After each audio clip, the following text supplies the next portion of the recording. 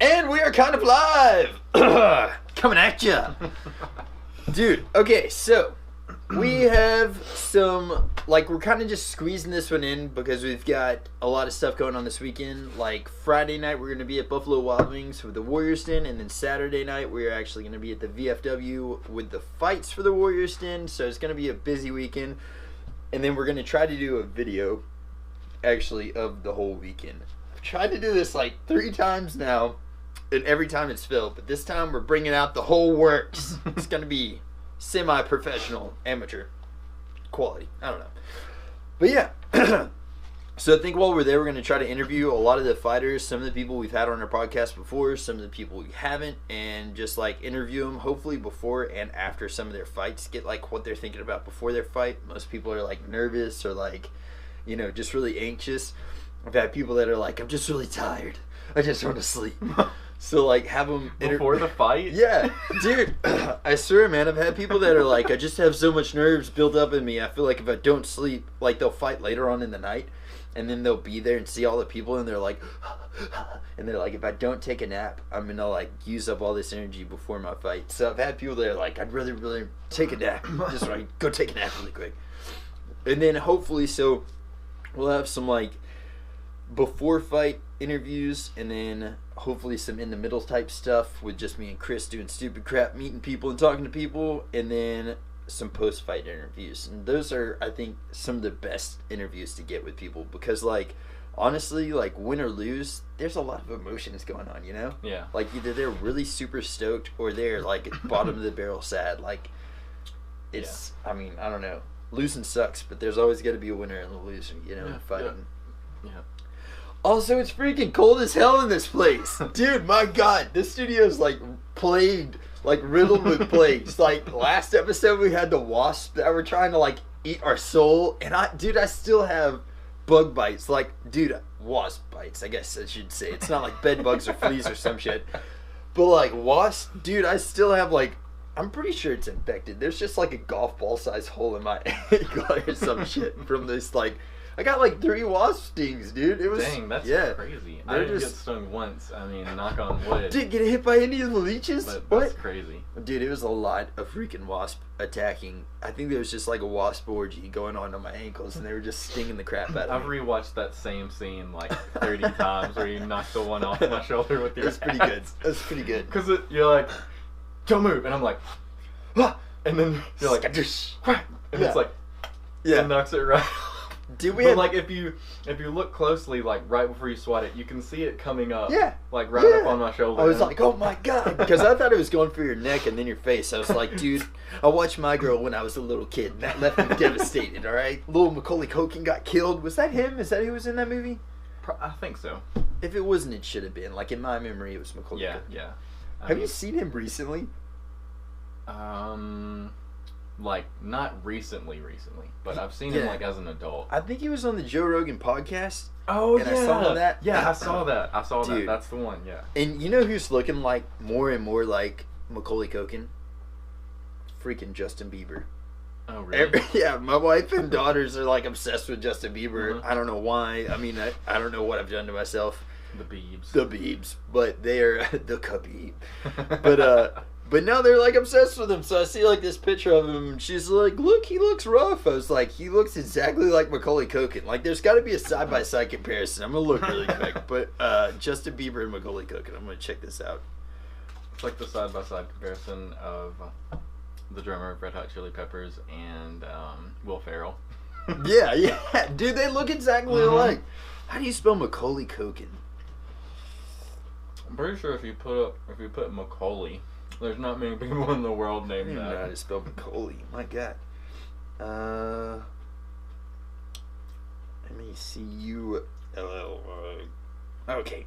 Yeah, dude. Holy crap. Nope. I don't know. I don't guess there's a really recent one, but they look just alike, dude. I swear to God. Arch nemesis. No joke. Nemesis. Dude, I swear to God, like they look identical, like now. There's a picture of them, like here's one picture. I think that's photoshopped. Yeah, clearly. But because Macaulay Culkin was never that young when Justin Bieber was around. Yeah, you're right. Damn it, you're right. Oh, here we go. All right, there it is. There's one picture. They kind of look similar, but it looks even worse now. Like, I'm going to show you guys. It looks pretty bad. Macaulay Culkin, Justin Bieber, they look identical. I don't know what it is, but yeah, it's pretty rough. I just watched Scott Pilgrim versus the World recently. That's a good movie. Well, I say recently, but it's probably been like a month or two ago. But it was on Netflix randomly, and I was like, I'm gonna watch this again. Yes. And, I mean, it's an awesome movie. It makes you feel weird after watching it, because you look at your life and you're like, my life, reality is not that spectacular. I know, yeah, it's not because fun, everything in that movie is like, if life was a video game, which that would be amazing to me. Mm-hmm. And I had like this existential crisis afterwards. So I was like, what am I doing? I can't like punch someone and they shatter into a bunch of chains, you know? Yeah. But to my original point, Macaulay Culkin's brother was in that. He was, yeah. He was one of the bad guys, wasn't he? No, he was Scott's roommate. Yeah. It was a good movie, dude. Yeah. And even a better video game. Did you play the video game? The like side scroll beat 'em up. Yeah. I freaking love games like that. Like I'm kind of sad that they don't really make a whole lot of games like that anymore. They have a Capcom's beat 'em up bundle. Yes. And I got that one. Is it good? It's fun. Nice. It's a lot of fun. I mean, you can have local co-op where you can. Two people can play at the same. It's a lot of fun. That'd be really cool. Like Streets of Rage and stuff like that, right? No, this is like Final Fight. Oh yeah. Knights of the Round. Yeah. There's a bunch of other ones like King of Dragons or something. Mm-hmm. And these are all the arcade ports. It's not like the Super Nintendo ports. So this one, like, there's like blood and stuff. Nice. So it's fun. Yeah. I don't know, man. I'm getting really pumped right now for like I've been wanting to play the PS Classic, but the more I looked at the game list that came out for it, I'm like, what have they done, man? Why didn't they just like?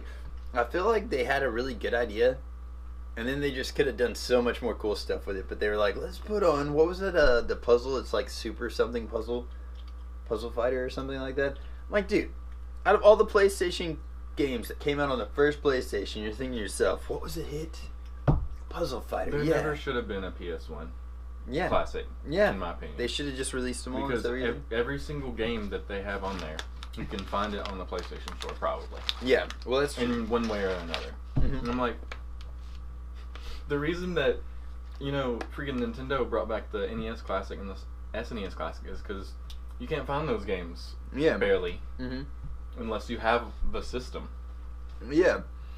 It's just, I don't know. It's a little nonsensical to me. I think they're going to lose a lot of money with that. Yeah, I don't doubt it, man. I really wish that they would have done something more like had more of the hit classics. Like, there's so much they could have done. Parasite Eve would have been freaking sick. Like, Final Fantasy Tactics would have been awesome. I mean, they didn't do any of the Tomb Raiders. I think they did a Metal Gear Solid, didn't they? Yeah. I believe the biggest problem they had was licensing issues. That's probably what it was. Because with Nintendo, they have all the licenses. Yeah. They don't have to go to this company and be like, hey, can we use this? Yeah. Like, Sony probably had to go to all these companies of the games they put on there and been like, alright, we're doing this. Is it okay if we... Yeah. But, I mean, I don't know, man. Like, they definitely should have... So that's probably why the classics that we really want aren't on there. Yeah. But, I mean, dude, like, I'm not gonna lie to you. I'm a pretty big nerd. So, I've got, like, the Classic and the Super Nintendo. So, I've got, like, the SNES and the NES Classics or whatever.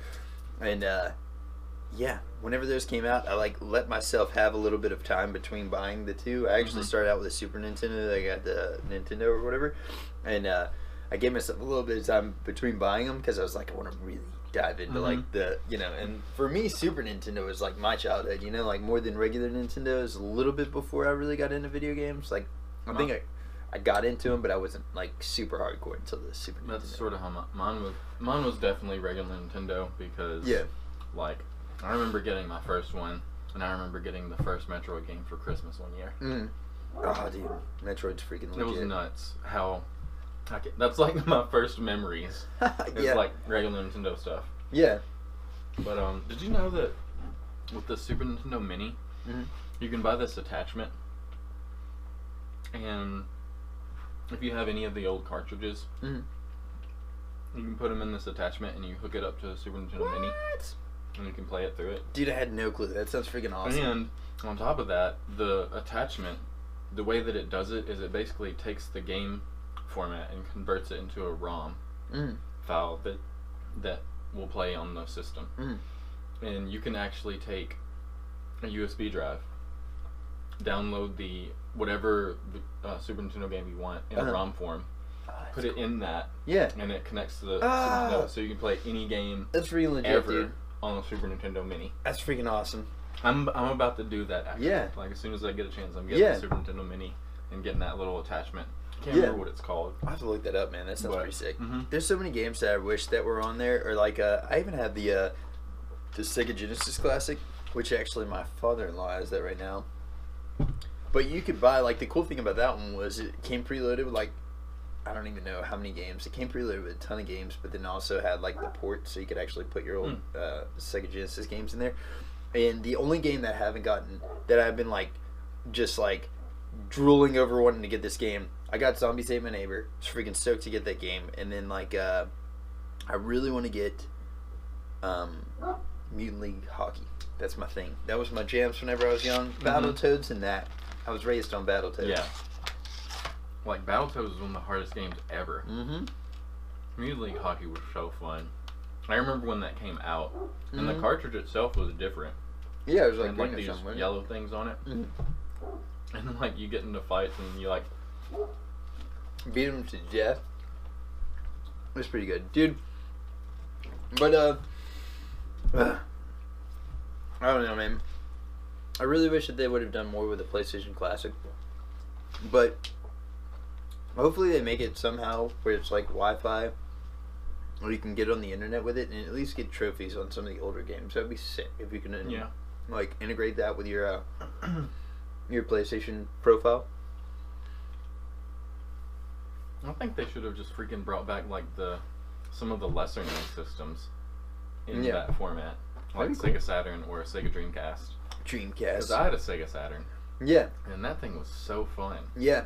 And then Willie had a Sega Dreamcast. Dude, Dreamcast was a lot of fun. And he actually got his modded by one of his, like, nerd friends that was into all that stuff. And we had a disc that had all the regular Nintendo games ever made, A to Z, on it. Oh my god. There was, like, 200 or 300 games on it. Holy on crap, one man. disc. That's freaking sick. And you could play it on Sega Dreamcast. Yeah. And you could, multiplayer as well. Dude. The crazy thing about that, like you can say that and now people would be like, oh, that's cool. They don't know how much that really actually takes. Like, back then, whenever the Dreamcast was out, like, internet was a dial-up, and I think a lot of these mod websites were probably, like, few and far between. Now you can just Google it. Back then, there was, like, I don't even know if Ask Jeeves was really big at the time. I don't know how he did it. That's freaking nuts, dude. But his friend was, like, really smart, apparently, and, like, modded it himself. And we had the Dreamcast was, like, before its time, I think, because it was, like, you could get online with it, and, well, I mean, dial-up, you could get online type stuff, and then, like, dude, there's a lot of fun games with that, though. That game, or that system had this game called Seaman on it. Yeah, it and did. Like, it was real, like, this interactive, I don't know how to describe game, but you, like, raise this, like, tadpole thing into, like, this, like, frog with a face. Yeah. It was called Seaman. That's a weird game, and, like, dude. it would talk to you. And, like, you could get this attachment where you could talk into it and you would, like, talk back to you, kind of. Yeah. And that's how Willie found out that he has the same birthday as Mr. T. Because, you put your information in there, like, your birthday, and, like, it would use that information to communicate with you. That's so weird. And, he was like, you have the same birthday as Mr. T. I pity the fool. It's pretty crazy, dude. Yeah. That's nuts.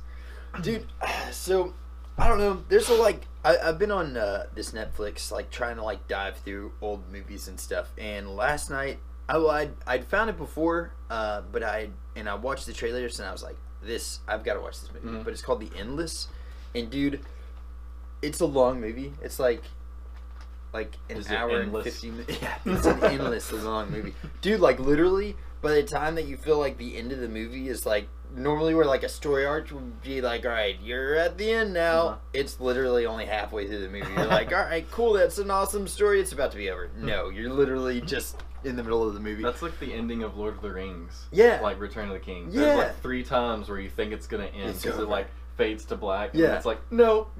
Fades to black. No, here we are. Yeah, wait a second. Again. Frodo's got to look deeply into dude's eyes one more time. Dude, that movie it's pretty good. I think it was a softcore gay porn though. Just for a few moments there. Just for a few moments. Yeah, I mean... Frodo and, what's his name? They all jump on the bed together and Gandalf is just like... Yeah. I mean, I guess considering all that they had been through, it was a happy moment. And I'll probably do the same thing. But... Gandalf is like either one of us going to like Japan. He looks like just that out proportionate. You know what I mean? Like he's just like, and they're all like 10,000 feet tall, like hitting your head on the doorways. Yeah, dude. But yeah, so I watched that movie last night. It's freaking nuts. It's kind of like a cult type movie, but it's not.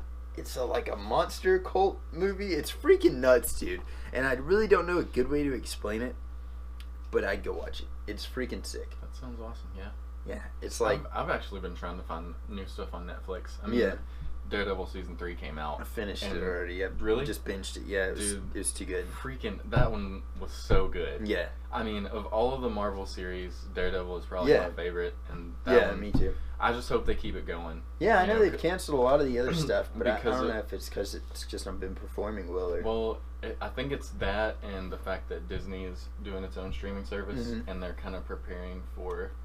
Disney to actually do their own series, which I don't want that to happen. I don't either, because Disney's gonna make everything PG-13. Yeah. So I want Daredevil to stay on Netflix because that's the Daredevil that we love. Yeah, and violence and gore and the darkness of the story. And the Punisher, like the way that they flow together in the same universe, like the way that they play off of each other's stories, which the Punisher's got a season 2. Yeah, which I'm excited for that. Me too. I freaking love that one. Yeah, that was sick. But there's this other movie that I saw in there. It's from the creators of The Raid. I was telling you about it. Oh, yeah, I watched it. Really? Dude, I've been watching too many movies recently. What was that one called again? The Night Comes For Us or something. The Darkness Comes For Us. Yeah. Something like that. Yeah, it was good. Dude, that one was insane. Uh-huh. I swear, I've never seen so many brutal deaths in a movie, like a fighting movie. Mm-hmm. Jody looked over. At one point, she looked over at me. I was like... I just had like this huge grin on my face. I was like, "Oh my god!"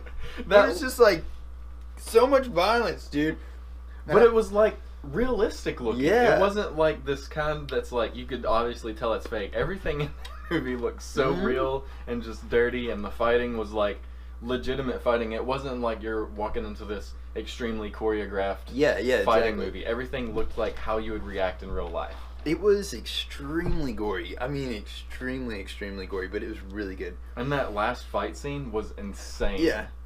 Just they beat each other to a pulp. And dude just walking out and he's like... Yeah. That was an awesome movie, dude. And did you, so have you finished Daredevil Season 3 yet? Yeah. Dude, what is your take of the ending of it? I think that's the best they've ever done, in my opinion. It was the last... whole deal, like the last episode and that last entire segment where they're all like fighting and it crescendos, that was one of the best put together things I've seen in Daredevil. Because I was kind of waiting for it because they kind of didn't do too many fighting scenes in this one, and then that one just made up for all of it. Yeah, because you had everybody versus everybody. Yeah, it was nuts, man. It's like whenever you were playing with action figures when you were a kid and you're like, hey, and then everybody, like everybody's fighting, everyone. It was so good. It's pretty awesome, dude. And then not just the fights and stuff like that, but as far as just like the way they actually left the show, like it was pretty good. Like that actually follows a little bit of the comic books. The with spoiler alert if you haven't watched it, Bullseye getting like adamantium in his spine or whatever, because the doctor in that scene is actually in the comics. He he developed the right or proper procedure of whatever you call infusing adamantium to bone.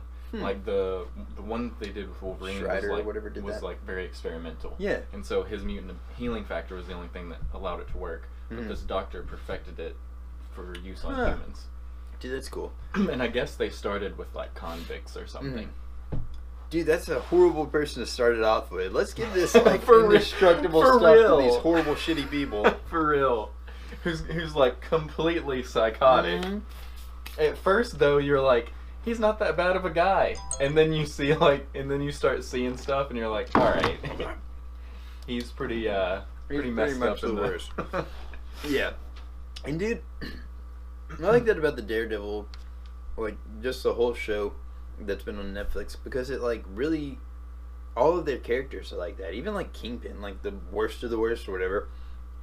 They still got like this human side to him. You know what I mean? Yeah, like I still have a hard time, like, treating him like a bad guy. Yeah. I mean, this one I was a little more like, yeah, he's definitely a villain. Mm-hmm. But the first one, yeah, when you're introduced to him, I was like, he's not really that bad of a yeah, guy. yeah, I mean, yeah. You're like, he had a rough childhood. It's not his fault. And then he's doing some bad things behind the scene, but it's for the good of the town, kind yeah, of. Yeah. So, I mean, that happens nowadays. Mm-hmm. Like, Yeah, no joke, dude. We have no idea what's going on behind the scenes of all these like politicians and people doing stuff for the good of humanity. Yeah. I mean, what are they doing behind the scenes? No joke, dude. You know, God. to make all that money. Dude, and so kind of talking about like the Marvel Universe, freaking Stan Lee died, man. Yeah. That freaking sucks. Yeah. I don't know like how much he was really involved with like the writing process of the newer stuff that's been going on. I really don't know how hands-on he was with all that stuff. Yeah. But the fact that like he created everything, and the Marvel Universe is so freaking vast, dude. It's insanely huge. I can't remember where I saw this, but I'm pretty sure he was on the verge of like giving up. Really? At some point before he like created his characters that like took off. Oh yeah. And like I think his wife sort of urged him to keep going, and then he like created the X-Men or something, and then it was like a group of misfits, whatever. Yeah. Like, and that took off, and then he just kept like Spider-Man and all Thor and all them. Was I might have to Google this one really quick, but I heard that Stan Lee wrote with another famous writer that you wouldn't have ever thought of. Stan Lee. But I will say he's definitely lived a long, productive life. You know, and he's influenced. I mean, his influence is worldwide. Yeah. So in that aspect, I think that he probably went, and he was ready. Yeah. And it was like, dude, that's what it was. The time was right, or whatever. Stan Lee and freaking Dr. Seuss wrote in World War II. They used to write like war comics and stuff like that. That's crazy. Yeah. They served in the same army unit. Isn't that freaking weird? That's wild. What happened in that army unit, man? Was that like MK Ultra or whatever? They were doing like just drug testing on them all, and they were like, write crazy things. Tell us what you're thinking. But yeah, I don't know, man. It sucks that he's gone. Yeah, but like, it does. He's lived like he died at 95. He freaking had such a huge life, man. I think that's awesome. That like to be able to leave behind such a huge legacy. I think that's awesome. I mean, and even like from the beginning of the Marvel films, like comics sort of have been up and down throughout history. Yeah. But then that first, Iron Man came out, and it just shot everything back up to the top, and it's stayed there. Yeah. Still there. Yeah. Like, we have the next Avengers movie next year. Yeah, like, dude. It's still going. And I mean, you can say like even back before Iron Man, like whenever Spider-Man, the first Spider-Man with Tobey Maguire came out, that was huge, dude. But like, I think it's something that they broke the mold with, like something that they started and they haven't stopped with it, and they kind of began this whole thing is the Marvel Universe. Whenever Iron Man came out, like they've attached everything with it. It had like superstars just come out of it. Like, I mean, people have revitalized their career from these movies. Freaking Robert Downey Jr. Was not that famous before Iron Man. Yeah. Like he kind of he had that. On drugs spree, and then he went to rehab, and then you didn't hear from him, and then Iron Man, and he was just like number one. Yeah, dude, and he's kind of stayed up there now. I mean, like, dude, he's just massive. I love that. About it, because it shows that no matter where you are, you don't know when you could be at the top if you just keep going a little bit farther. Yeah, dude, I think it's awesome. But I mean, either way, hats off, Stan Lee. Yes, freaking rest in peace. Yeah, freaking awesome. But and then also, dude, so kind of swapping on that, I watched the UFC events, like Fight Night with Denver. Yeah, Denver. There you go, dude. Cowboy Cerrone versus Perry. That was insane. That's a freaking awesome fight, and I don't think anybody expected it to go down in submission. I don't think anyone did at all. especially like all the trash talking that they were doing beforehand. They were like, it's gonna be a bloodbath, straight up brawler. We're gonna take you all down Friday night. And it was just nuts, dude. But like, yeah, he freaking. I heard him say, well, first like Perry posted on his Instagram page saying like, "Good job, brother, you broke my arm" or something like that. And then, but Cowboy was like, "Yeah, I felt his arm pop before he tapped, and then at that point, I was just taking it off. I was gonna rip it off like a chicken wing." Yep. It's like, my God, man. And did you get to see the actual fight of the Korean Zombie versus Rodriguez? Yeah. Oh my but freaking God! I watched highlights on YouTube, and I saw the finish that everyone's talking about. Yeah. And that everyone had the fight 4-1 for Zombie. Yeah. And until the last freaking second, man. Oh my God. I mean, how do you feel after that? I don't even know. You have 1 second left to win the fight, and then bam. And did you get to see the elbow from different angles? Because the first one and the one that they showed just on TV, like live streaming, was like from this side, and it goes up like that. It didn't look like it was a great intentional thing. It looked accidental from that aspect. Yeah. If you get to watch it and then they showed it from the other side. Yeah. And it kind of looked he was like it was on wham! purpose. Yeah. It looked like he was starting a lawnmower, man. Like starting a mower. I just don't know how that's possible. I don't either. I think it's a 1 in a million shot. I don't know if it'll ever happen again. Yeah. I don't know that it was like intentional. In fact, that he's like, that was part of the game plan, baby. Yeah, yeah. I don't think it was like that, but I think it might have just been just a reflex. Like he was like, he's back there. Here's my elbow. Yeah. That maybe. I think that he might have seen something from the fight altogether. Like as they were fighting, he might have seen that he was doing that when they were coming forward. Yeah. And just figured, hey, dude, I might throw this. Yeah, and especially like watching that whole fight or whatever, and like seeing some of the crazy things that he threw at him. He was throwing a lot of spinning elbows and landing them. Yeah, and spinning back fists. Like most of the time, I think you're a pompous dick if you throw a spinning back fist because it like has a rate of landing like what? I don't even know, like 5%. I'd like to see the statistics. If you mess up, on that. you're gonna break your arm. Yeah. But he was landing those and like cleanly and hard too. And honestly, so I think the Zombie had a concussion going into that round because if you watched, he was staggering a few times and it looked like he didn't get caught that hard and he would drop a little bit to a knee. So I think that elbow was just icing on the cake and he just bit the ground, dude. Yeah. He did not even like hands out anything. He just went gosh. They wouldn't have stopped it unless it knocked him completely out. Yeah, yeah. If he would have went down and been going, it would have went the distance. But the fact that he was out in that instant is what stopped it. That was insane, dude. That was like, and a few UFCs ago, it was, I think, a pay-per-view, but there was a stoppage that happened, and the dude, like, walked off, and then the bell rang or whatever, and he thought that, like, it was kind of, like, going to be debated if it was a knockout or if it was just the end of the round. And then they ended up going with a split decision, didn't they? I'm trying to think of what fight that was. But he pretty much, like, he caught him with a cross or something like that. I can't remember what he hit him with, but he hit him with something and dropped the dude. And he turned around to walk off, and the guy was still, like, kind of there, you know, but he figured that the ref would have called it, and then the bell rang. So it wasn't, like, quite 1 second like that was. And it wasn't as definitive as that one either. I mean, like, Zombie was out, dude. I mean, there's no mistake in that. Yeah. But, I don't know. And I honestly don't think it would have knocked him out if they hadn't have been taking all that punishment the whole fight. Yeah, yeah. I think if he would have caught him with that in the first round, it wouldn't have finished him. Yeah. But like the fact that it caught him at that point in time in the last second of the round, that's what done him in. And going like 5 rounds like that and taking the beating that they both took, like literally it was war, dude, for 5 rounds beating the piss out of each other. The crazy thing about that was Rodriguez took that fight on a short notice. Yeah, I heard he had like 3-week notice or something like that, wasn't it? Like they said that he had done something to his ribs and he was messed up for this fight. I don't know, dude. You would not Cowboy Cerrone talked about it. Really? He said that he was sick as a dog and like messed up all before this fight. God, he went all those rounds with that dude. That's insane. That was an amazing fight, though. For my dollar, that's probably fight of the year for me. And he hadn't fought in a while. Yeah. Before that fight. Both of them came off like a long hiatus, man. And I saw a picture afterwards that Dana White posted, and they're sitting in the hospital holding hands like old lady hands. Yeah. I was like, oh my god, they beat the crap out of each other. That's like Apollo Creed and Rocky at the beginning of Rocky 2. Yeah. When they're going to the hospital and he's like, ain't gonna be no rematch. And then Rocky's like, I don't want one. Yeah, yeah. Dude, I don't know. I think that's so cool about fighters, like just getting like a mutual respect after a fight and stuff. I'd really like, I don't know.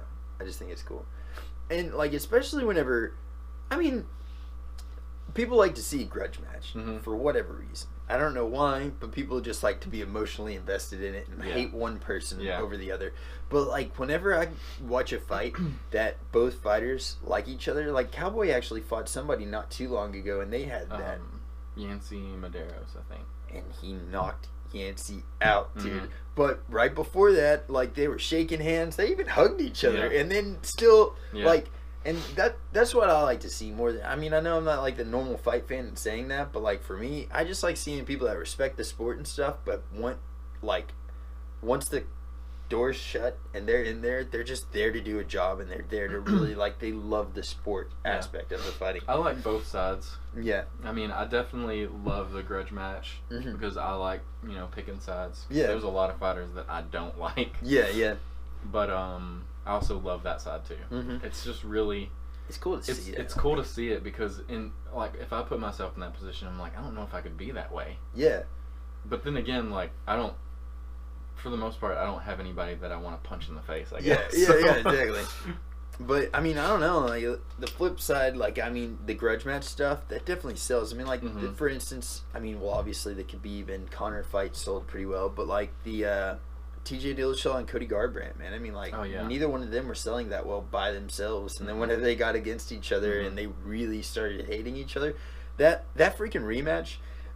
I didn't see the pay-per-view buys, but I bet you anything that was probably more even than their first one. I bet the rematch, everybody's like, Cody's going to beat that ass now. He's going to got your number. And then TJ just came and shut it down. Yeah. And, but you know what? One thing cool about the TJ fight, and this is going to get into a conspiracy, okay?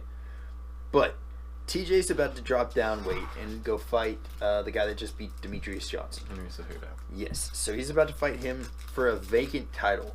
That's like they're about to be doing away with that entire division, right? Are they? Yeah. So he's dropping down to do that because Dana knows that he wants to be the first 3 divisional champ. So he's dropping down to fight. They're dealing away with that whole thing, and I bet you anything that he's gonna lose that fight. Henry Cejudo is gonna lose. Not just because I think TJ's the better fighter, but because I think they're just dealing away with that title. So I don't know. They're doing, like, I heard for sure, and I think even Joe Rogan said that they're doing away with that division. And see, I watched it was a post-fight interview with Dana White, and the lady asked him about that, and he said that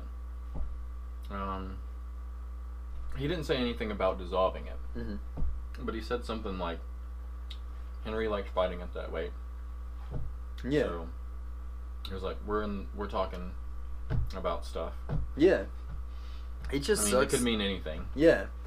But my whole thing is, like, fights like that, I think sometimes there are, I don't want to say that there's like staged fighting in the UFC, but sometimes I feel like, especially in any of these corporations, I feel like there's somewhat staged. I mean, all of this could go back to when Henry Cejudo fought Demetrius Johnson. Yeah, because they were already talking about it. Already said he would fight TJ Dillashaw before that fight. Yeah. And then he ends up beating him, and then now they're fighting. And Demetrius Johnson obviously had been wanting to go to one championship since his coach is over there right now. Is that what it is?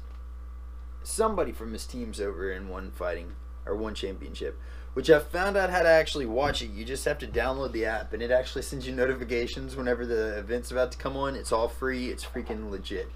But good luck pronouncing any of their names, and I already have a hard time pronouncing English names, man. Yeah. So, but then speaking of the one championship thing, Ben Askren is going to be fighting Robbie Lawler, dude, for his first fight.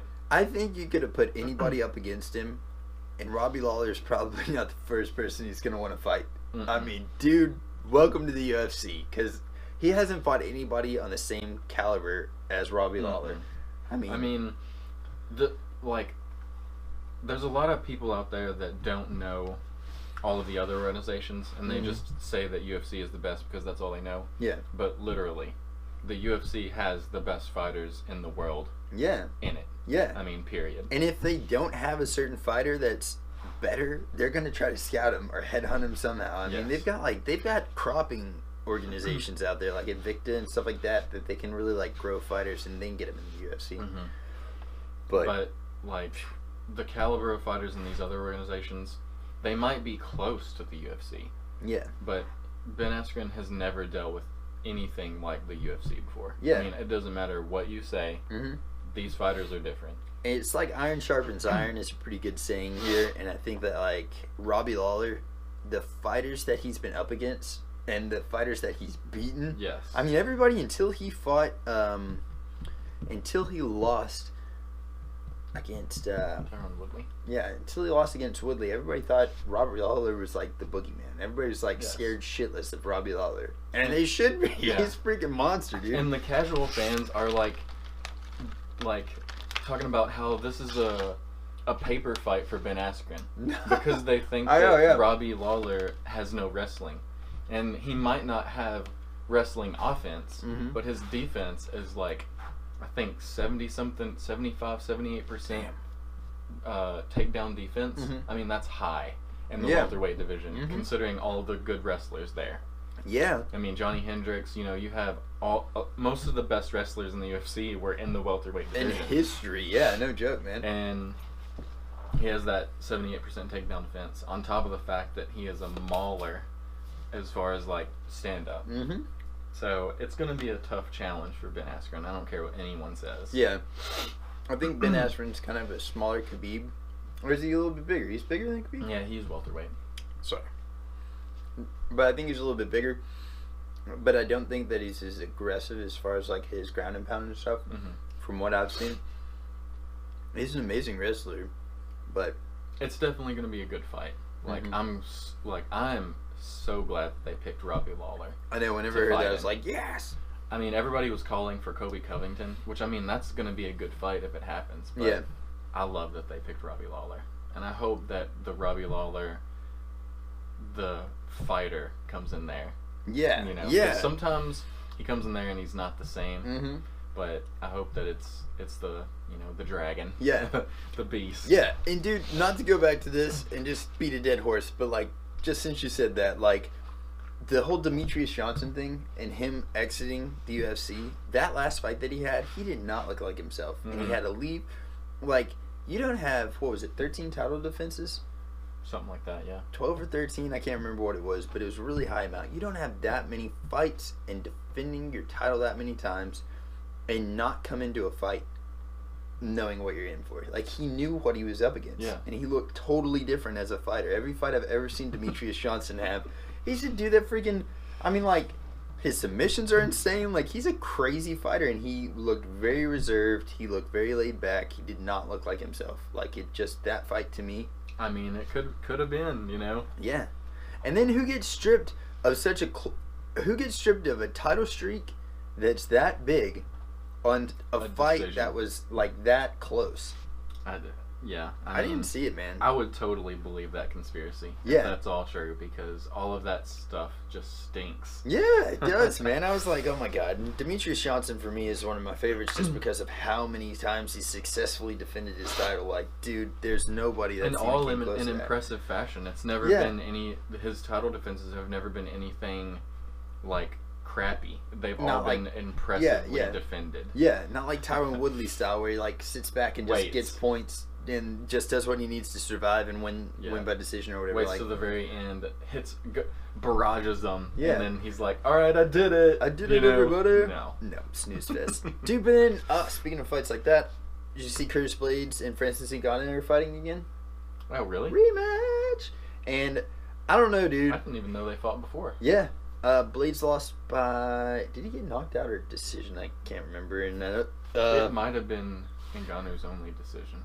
Maybe. Might have been. But I know that was apparently close enough for them to say rematch. And also, it's going to be on a UFC fight night, so it's going to be a free fight. And then, dude, my thoughts, if Francis would pull his head out of his own ass and, like, not be afraid and just be a good fighter, he could be the guy that everybody talked about, you know? Because, like, up against Stipe, everybody's like, Francis is going to murder his ass, myrtleize him. And then, like, Stipe really showed, like, hey, he just needs to work on his on his wrestling. Obviously, he freaking has just a freaking jackhammer of a fist, but like his wrestling needs to work on that. And then he came back and fought freaking the Black Beast, and it was just a stalemate. And he was just like really unimpressive. So I don't know, man. He just started believing his own hype. I think.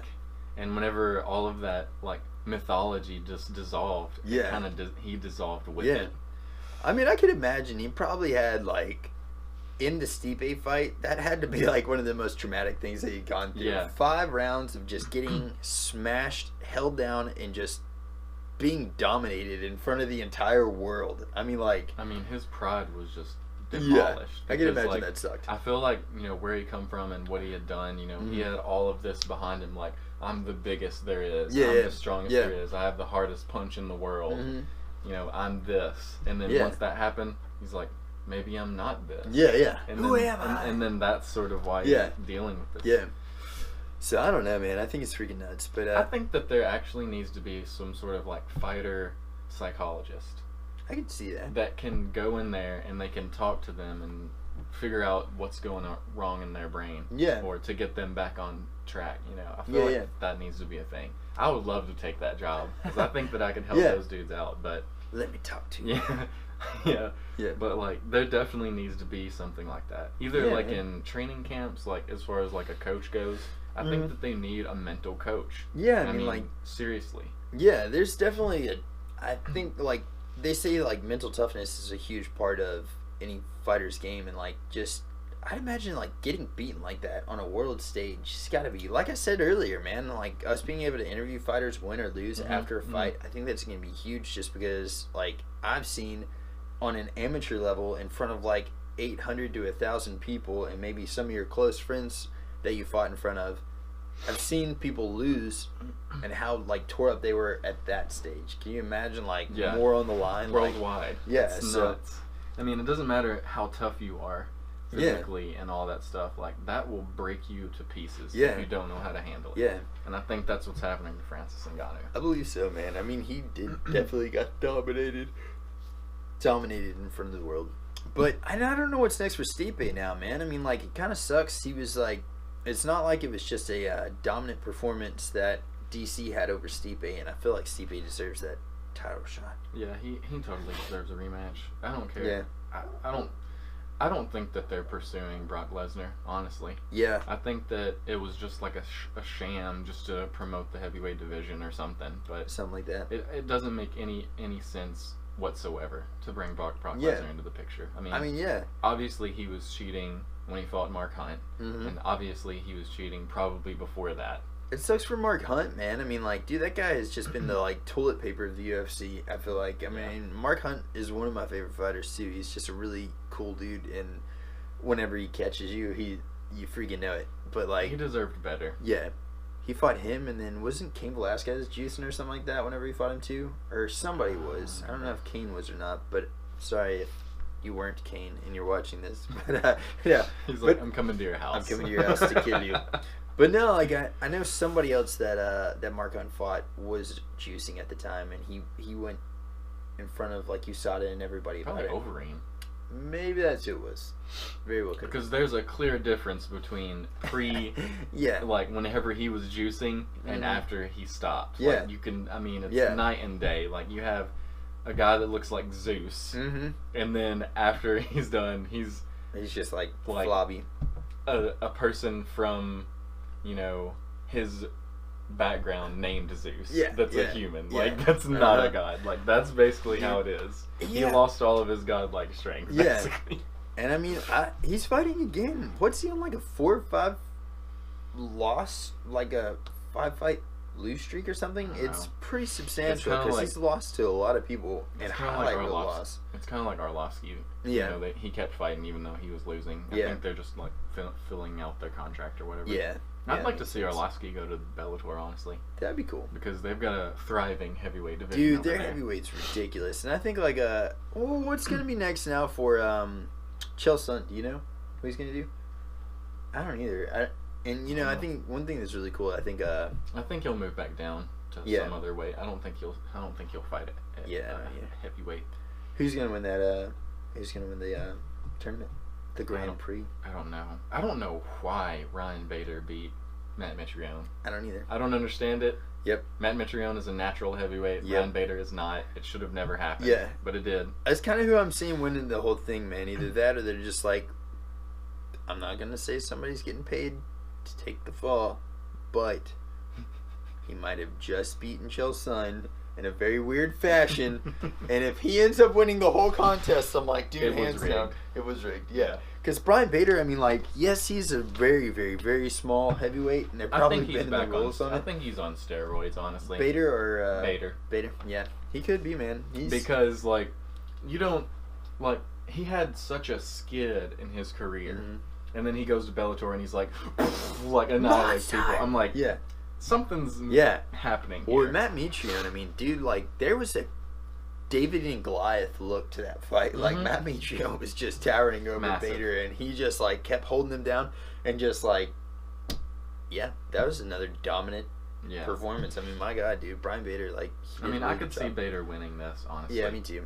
But Bader and Fedor is kind of like a mirror image of each other. Freaking matchup, though. You never would have thought that. No, never. Because, like, Fedor has never been a big heavyweight. Yeah. He's always been a little shorter and a little like, smaller looking. Mm-hmm. And, you know, Ryan Bader, they're about the same size, kind of. So it's a very interesting matchup. It's weird to see, man. And, too, like, just the, like, the age difference and, like, the time that they fought and stuff like that. Like, I just...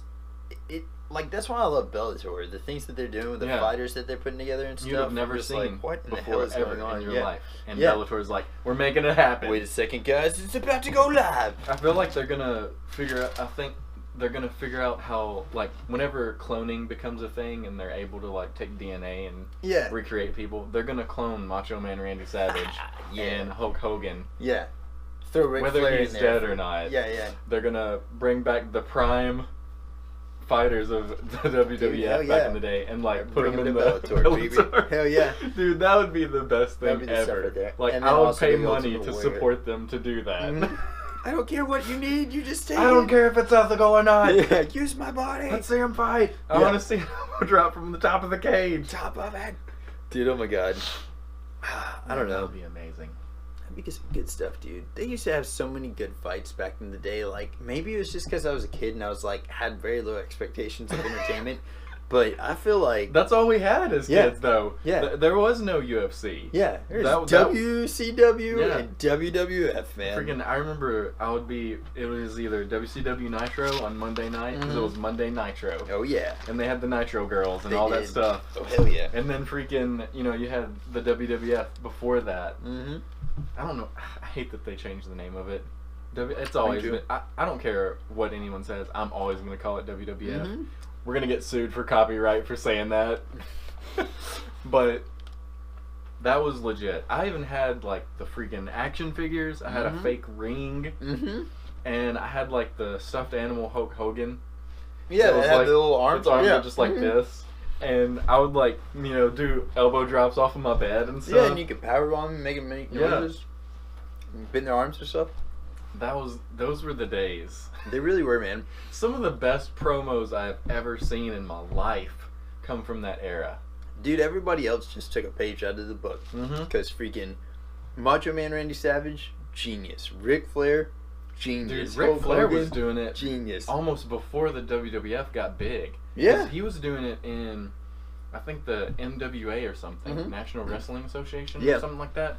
He was doing all that stuff on, like, cable cable access. I saw a thing local about TV. You know? I saw a thing about Diamond Dallas Page. He was on the Joe Rogan podcast, and he was talking about how he was doing he was doing that on like cable TV, and he was doing like radio ads and stuff like that as Diamond Dallas Page, or he was doing it as I can't remember what his name was before he was Diamond Dallas. It might have just been Diamond Dallas at first or something like that. I think so. But dude, those guys, they started it, man. If everybody in the UFC would take notes, son. Get Ric Flair. I mean, like, my God, dude. Can you imagine? Freaking, like, one of the funniest ones, some of the funniest ones out there I saw, I follow this page on Instagram. It's like some sort of classic wrestling thing, and all they post is like old promos from that era, and a lot of them are from Jake the Snake Roberts. He was freaking hilarious as well. And the best part about he never raises his voice. Oh, in really? Every single one, it's like, all right, let me tell you something right now, and he has like this whisper, like a stern but it's whisper. serious. Yeah. And it makes you feel like he's really psychotic when he talks. He probably was, man. I think he's gonna be. I think he's doing some stuff recently with Diamond Dallas Page. He's doing some stuff. There was a Jake the Snake Roberts documentary on Netflix. That's what it is. Yeah. And that one was freaking nuts. He had a hard life, man, of drugs and being a crazy. Like, he couldn't even walk. And then he started doing the DDP yoga. And that like helped so many wrestlers. Yeah, like, dude. Shout out to Diamond Dallas Page. He is the man. Yeah, no joke. Because he helped Scott Hall, freaking Razor Ramon. Like, Razor Ramon was just like, what happened? Thrashed. Yeah. With like alcoholism, drugs. Oh, yeah. I mean, thrashed. And he helped him get back on his feet. And it's sort of like this wrestling rehab. Yeah, it's his house too, isn't it? Yeah. And they move in there and they help him, stay sober and all that stuff. And that's cool as hell, man. It was a cool documentary to see. Yeah. His promos just cracked me up. Dude, he's like, freaking hilarious. When I get the python around your neck, you're not gonna do anything but just go right to sleep. Like, it's just real serious, just so quiet chill. talking. Yeah. If people would do that, like in main fighting nowadays, or what do you think they would do if somebody got thrown up against a cage and slapped in the chest and just went, woo! And slapped you in the chest, just you'd probably get knocked out shortly after, but you definitely make a highlight reel. Yes, if I was fighting MMA right now, I would make sure to do an open hand chop to somebody's chest. Just once, man. Just once. Be like, woo! Yeah. Yeah. And then just be like, bend back. I don't know any fighter that would do that. Maybe Sugar Sean O'Malley. Maybe he would. Maybe I don't know. That would be hilarious. That would and be so I'm good. stoked for him to come back. Me too. Does he have a fight coming up? I don't think so. He got. Damn it. He's in a dispute with USADA about a violation, but it's marijuana. It's supposed to be from like a tainted supplement, and supposedly he's found out what it was, and they're like discussing it. Are they able to do that now? Because I know that they didn't do that before, but I've had people that were talking about like marijuana. No, because I think they do it like state by state, so he can't fight in somewhere like New York or something like that, or he couldn't fight in Tennessee where it's illegal. Yeah. He could fight in Colorado, But as far as like the tainted supplements and stuff like that, they used to not be able to do that. Like, what's the guy's name that lost? He's kind of a shorter guy. He just came back recently. He lost to Conor McGregor, and then he popped positive for a steroid.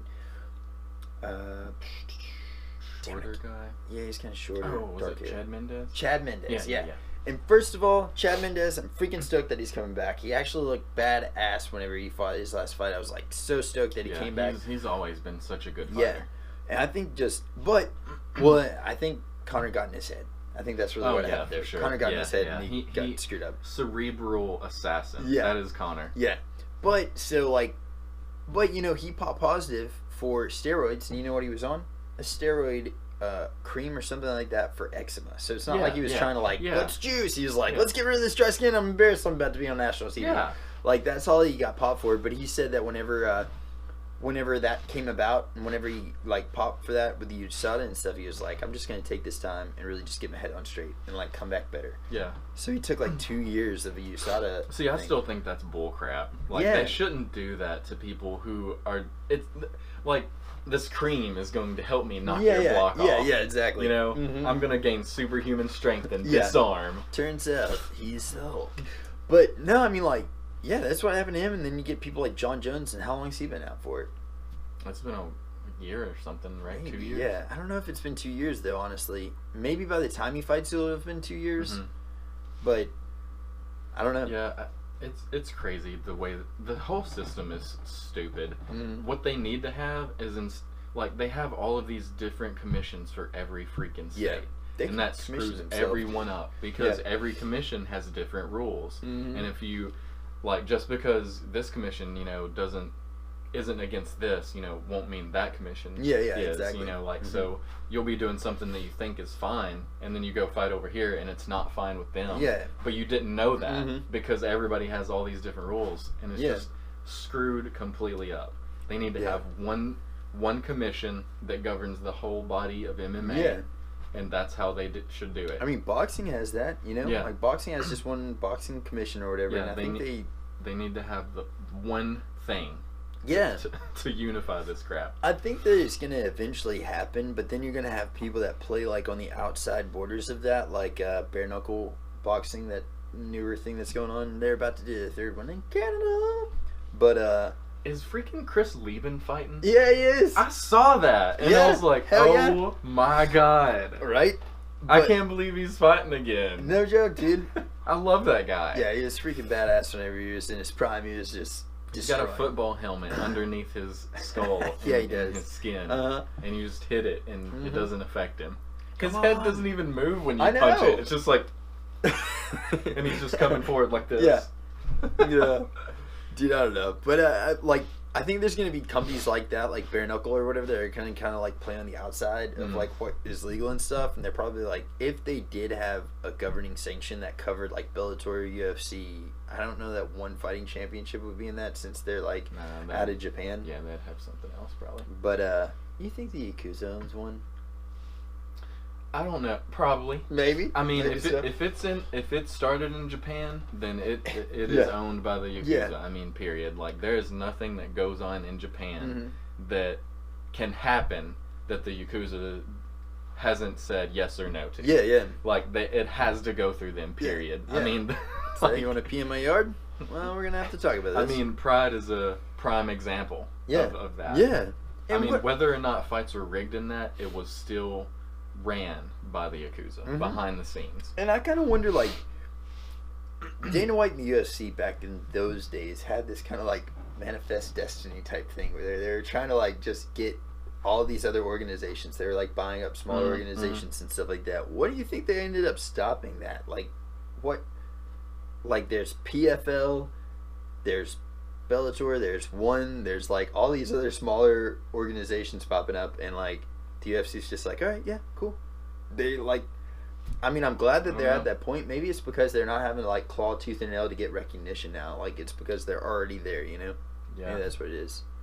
But I think that honestly the reason that they bought this stuff up was because of some sort of contracts that were going on, and to get these fighters that they wanted, they were still under contract with these organizations. Yeah. So to get those fighters, they had to just buy the whole organization and absorb their contracts. That makes sense. And I think that's probably why they did that, because they couldn't get them unless they bought just the whole organization, you know. So like, well, you won't give us this guy? Well, we're buying your organization. We'll take everybody. Yeah.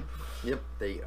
But I think there's also like I'm not positive if this is the case or not, but one reason that the UFC doesn't just do all their fights in like one area or whatever, and that they have to like travel, but I'm not positive, I've heard this somewhere, that you can only have like a certain amount of fights in different cities per year. There's like a certain amount of like fighting events that they can have.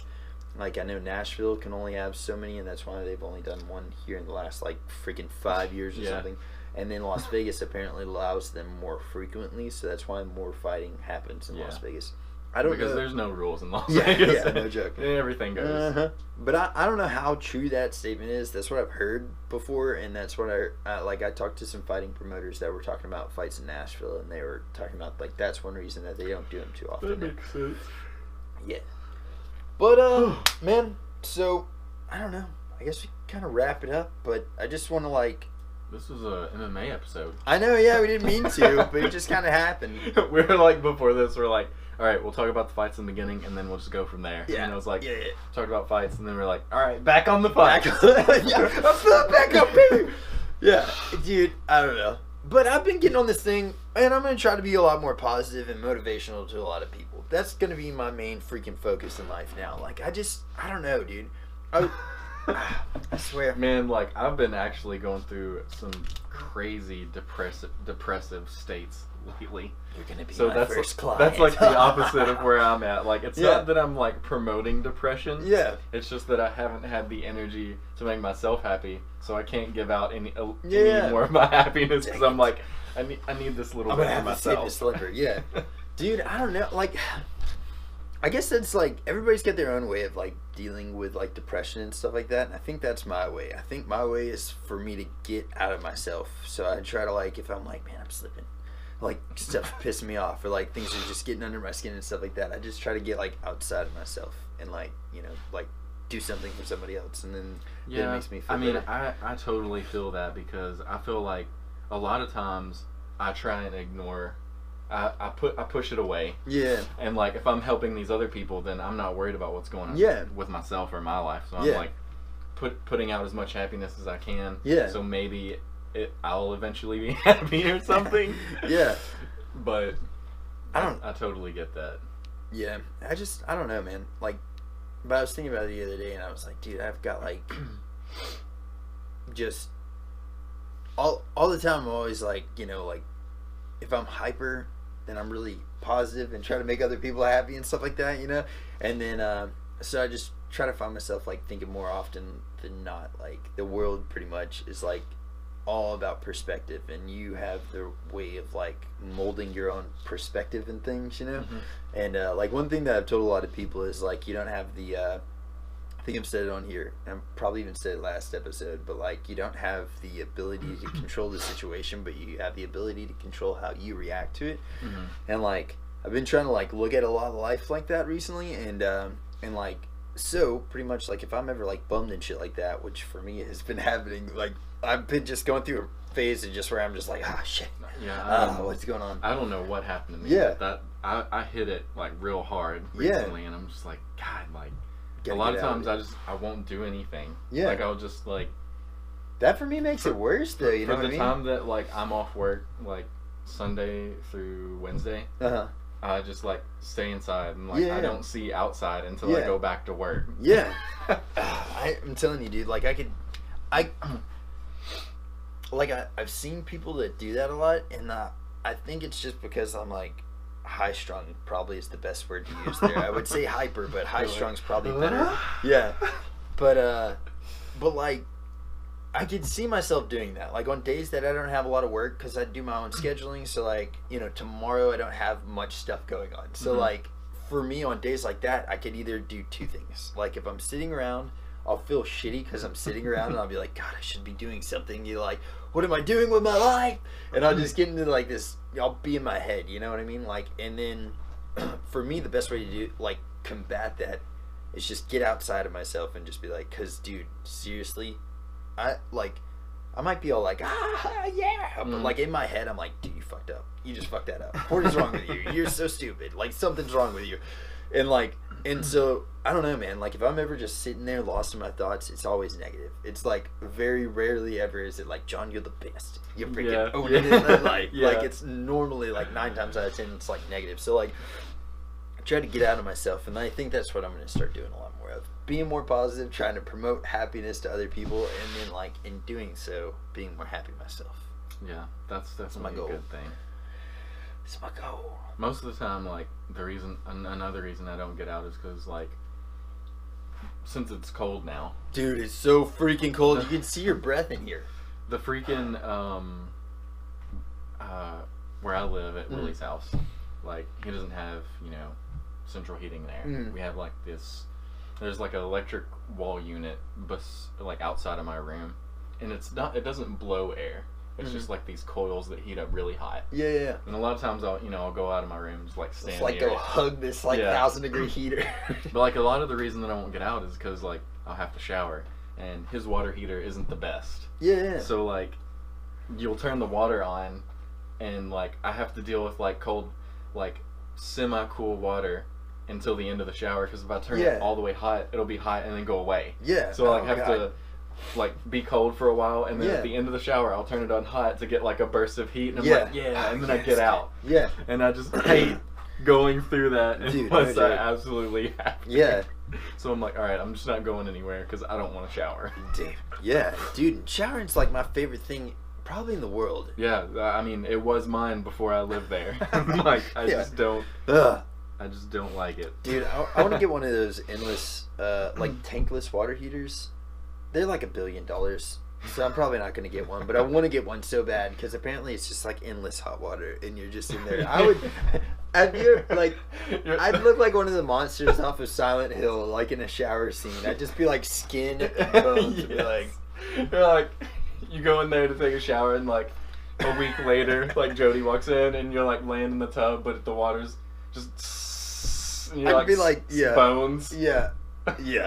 That's exactly what it would be like. I'd be like a freaking like human, like I'd look like a muffin just in the bathtub. The bathtub's the muffin pan, and I'm just like in there, just burned. Yeah, I don't know how much water your body can absorb, but I would test it.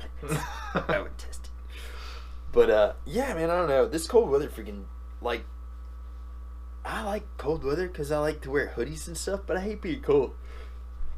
It's kind of like very redundant, I guess. But I love wearing hoodies. I hate wearing, I'm just totally all about short sleeves. Yeah. I don't know, jackets just bug me. Yeah. Clothing in general bugs me.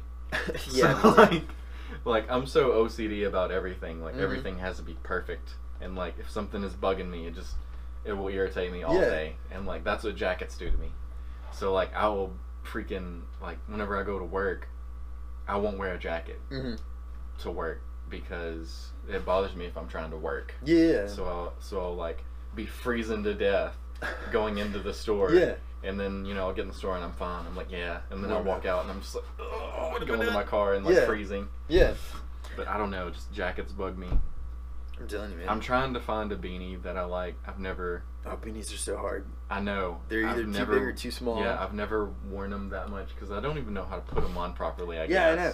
Yeah. There's like a technique or something that I have to learn, but... I always feel like I look like the Sticky Bandits from Home Alone. Anytime I ever have a beanie on, I'm like, oh, God, I look like a freaking dude. Like, I mean, and it's not even the fold-up kind. It's just like a normal beanie, and I'm like, and I see people with beanies on that look cool. I'm like, I see them all the time. I'm like, man, they look so good. And I'm like, why do I not look like that with a beanie? Yeah. Dude, I'm telling you. Oh.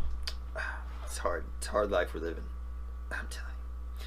But, yeah, dude. So, this weekend. Friday, we're going to be at Buffalo Wild Wings. I don't know what time it is. We're going to be interviewing some fighters, talking to some people. Might even bring out a cam light. I don't know. Okay. And interview the crap out of some people. And then Saturday are the fights. I'm so freaking stoked.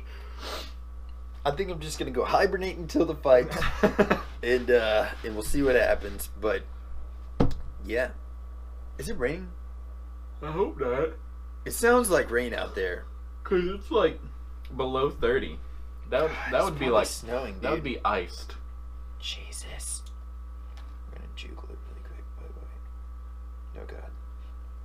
My sensors is open. I know it's snowing like other places, I guess, but. I think it is, dude. Oh my God. Oh God, dude. I gotta get home. I gotta get home. Uh-oh. But yeah, man. I think it is raining. But well, yeah. So we're gonna be there Friday and Saturday, and we'll be posting a video up. I pray to God it works, and if it doesn't work, then I'm just we're giving up. reference. Yeah, we're done. We're giving up. I'm gonna film one last video of me shooting the cam light with a shotgun. But yeah, and setting the table and the whole entire Rufus, your podcast room on fire. At least it will be warm for once. Yeah. Dun dun dun dun. But alright, man. Until then, hopefully we'll get this up soon, and we will see you guys at the Warriors Den Fighting Championships. Yes. Peace.